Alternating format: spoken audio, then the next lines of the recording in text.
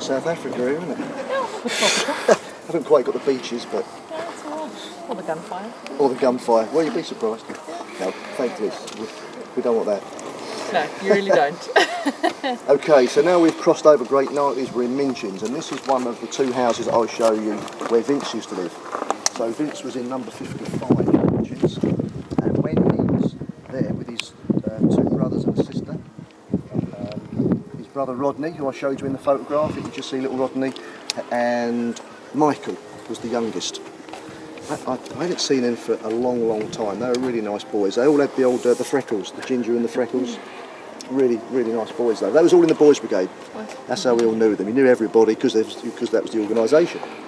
So number 55, that is where Vince and in particular Rob Marlowe, who lived in 312 Fallstones just through there, they spent a lot of time doing their music in this particular house. And then Deb Danahay, do you know Deb? You know Deb? Well, Deb was then with Vince, and so she would often come and park here in order to see Vince. And I said about everyone had a back, you know, where we've been, where all the cars are, and there's one through there, there's one through there, and this is Martin's back. So they weren't far away. That blew house together as boys, and Vince and Martin were just a stone's throw. And Anne, who I mentioned, Anne Swindell, when she was with Martin, and then Deb, when she was with Vince, often they would bizarrely turn up at the same time visiting their respective boyfriends.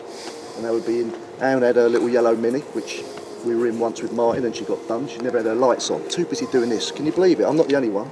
We got stopped, I think, on our way back from Crocs or going to Crocs because she never had her lights on. And we were all thinking, oh my word, nobody's had a drink, had they? But that's where her yellow Mini would park there and Deb would come and park here.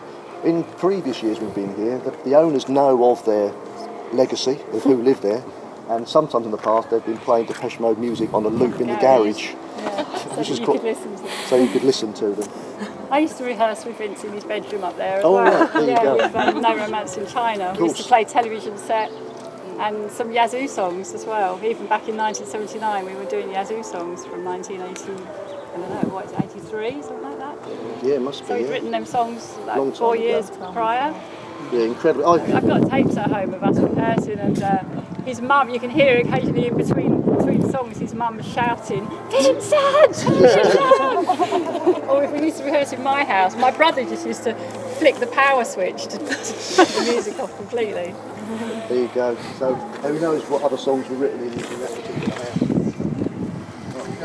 Well, that was on guitars, not Anne's synthesizers. Not very far, just literally round the corner. In Basildon, you only moved a few yards, aren't you?